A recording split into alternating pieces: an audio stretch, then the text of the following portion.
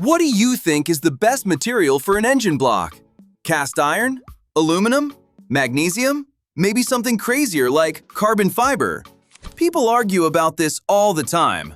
Mechanics, engineers, tuners, even car nerds online. But the truth is, every material has a story. Some are bulletproof, and some are lightweight rockets. And some? They sound fine until you actually put them in an engine. Today, we're breaking it all down. The strengths, the weaknesses, and the myths to finally answer that question. Number 10. Cast iron. Let's start with the legend, cast iron. This is the material that built automotive history. From early Fords to heavy-duty diesels, iron has been the go-to since day one. It resists cylinder wear really well, which is why old engines can run hundreds of thousands of kilometers without losing compression. The downside is weight. New cars and engines are all about being lighter and more efficient, and cast iron is, well, not light at all. It's strong, durable, and handles heat really well. Cast iron has a reputation for lasting forever. Even when it overheats, gets boosted, or has terrible oil, it still manages to stay alive. But if you want something strong enough to survive anything, cast iron is still king. Number 9. Aluminum. Now we've got aluminum, the lightweight favorite. It's put in almost everywhere, sports cars, daily drivers, and even hypercars. But why do companies love it? It's light, it cools fast, and it makes engines feel more responsive and helps car handle better. But nothing's perfect. Aluminum expands when hot, it can crack under extreme pressure, and it sometimes needs iron sleeves inside the cylinders to stay strong. So why do companies still use it? Because the power-to-weight benefits are worth it. But what if there was a material that gave you the strength of iron and the weight of aluminum? Sounds like a cheat code, right? Well, that's exactly where the next one comes in. Number 8. Compacted graphite iron. Compacted graphite iron, CGI, is one of those materials barely anyone mentions, but it's a monster. It's stronger than aluminum, lighter than cast iron, and handles stress like it's nothing. Ford used it in the 6.7-liter Power Stroke diesel, and that engine is basically a tank. CGI blocks can handle huge boost, high cylinder pressure, and extreme heat, which is why it works so well in heavy-duty diesels and endurance racing. It doesn't crack easily, it doesn't warp, and it keeps everything stable even under constant load. So why don't all engines use it? Because CGI is harder to machine, takes more time to produce, and costs more money. Manufacturers prefer materials that are cheaper and easier to build in large numbers. But for anyone who cares about strength without carrying the weight of cast iron, CGI is a hidden cheat code. Tough, reliable, and seriously underrated. Number 7. Magnesium. Magnesium is one of those materials that sounds perfect on paper. It's even lighter than aluminum, which means quicker acceleration, better handling, and less weight on the nose of the car. BMW and Porsche tried using it to make engines lighter and more efficient. The downside is that magnesium is sensitive.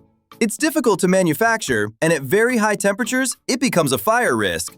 So instead of building full magnesium engine blocks, most brands only use it for specific pieces, valve covers, intake parts, or small housings. When used the right way, magnesium is a clever weight-saving trick. Just don't expect to see a full magnesium V8 anytime soon. Nobody wants their engine to double as a campfire. Number 6. Aluminum silicon, Alusil. German brands love this material. BMW, Mercedes, Porsche, they've all used it. Alusil is basically aluminum mixed with silicon. When the block is machined, tiny bits of silicon are exposed on the cylinder walls, creating a super smooth surface. That means no steel sleeves, no extra coatings, just the piston sliding directly on a polished metal surface. Less friction, less heat, less weight, and engines that rev freely and feel sharp. But of course, nothing is perfect. When Alusil wears out, you can't fix it the same way you would with iron. You can't just re-bore it in any machine shop. Most mechanics need special tools or have to send it to a specialist, and repairs can get expensive fast. So it's smooth and efficient, but very high maintenance, kind of like a sports car personality in metal form.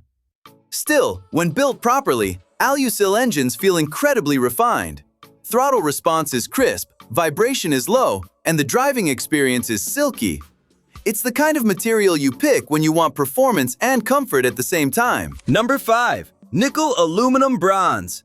Now things start getting exotic. Nickel aluminum bronze isn't something you'll find in regular cars. This alloy shows up where engines deal with extreme heat, insane pressure, and non-stop high RPM. Racing, aerospace, and experimental builds. It handles temperatures that would destroy normal aluminum and stays strong even when the engine is pushed to the limit. That's why some F1 teams and endurance racers have used parts made from it: valves, guides, and high-load internal components. The only problem? It's expensive and difficult to machine. You need special tooling, and building a whole engine from it can cost more than the car itself. Number 4. Carbon fiber reinforced polymer. You don't usually hear carbon fiber and engine block in the same sentence. It's something we expect on body panels and race car wings, not containing explosions. But engineers love pushing limits. Carbon fiber reinforced polymer is insanely light and strong, so some prototypes have tested it for engine parts. In theory, a carbon block would weigh almost nothing and never rust. The issue is heat. Engines run hot, and carbon doesn't handle constant high temperatures very well. Plus, combining metal parts with carbon is complicated and expensive. For now, you mostly see carbon used around the engine, intakes, covers, and structural pieces. Companies like Koenigsegg are already experimenting with hybrid carbon-metal designs to shave weight in hypercars. It's the future tech material, not ready for full engine blocks yet, but slowly getting there. If someone figures it out, engines will get lighter, stronger, and a whole lot faster. Number 3. Billet aluminum. Most of those 1,500 to 3,000 horsepower drag monsters you see breaking records, they're running billet aluminum blocks. Instead of being poured into molds, a billet block is carved from one solid chunk of aluminum using CNC machines. No air pockets, no weak spots, no surprises, just clean metal all the way through. That makes them insanely strong under boost. Big turbos, huge superchargers, nitrous. Billet blocks take all of it without bending or cracking. You pay a lot, but in return, you get a block that can handle abuse normal metal would never survive. These engines aren't built for daily driving or fuel economy. They're built just for speed. Number 2. Titanium alloy. Titanium engine blocks sound like something out of a movie. Super strong, ultra light, doesn't rust. A few prototypes have been made, mostly for research and concept cars, and the numbers are ridiculous. A titanium block can handle huge RPM and insane stress without wearing out. The problem? You could buy a house for the price of one. And machining titanium is a nightmare. Tools wear out fast, and production takes forever. But still, a titanium V8 revving past 10,000 RPM with no stress on the block? Pressure? What pressure? That's the kind of thing car people lose their minds over. So if titanium is already wild, what comes next?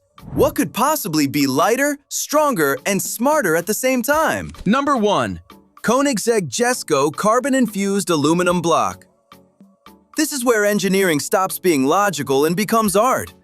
Koenigsegg took aluminum, infused it with carbon, and created a block strong enough for 1,600 horsepower and 8,500 RPM, without steel sleeves or reinforcement.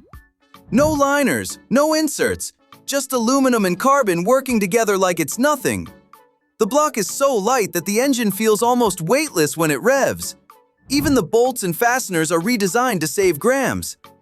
The result isn't just power, it's smoothness, response, and efficiency that shouldn't even be possible at this level. This isn't over-engineering.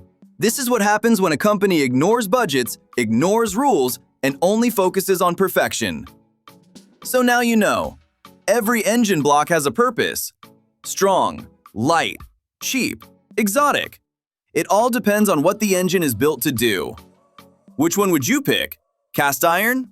Aluminum? Something wild? Drop it in the comments.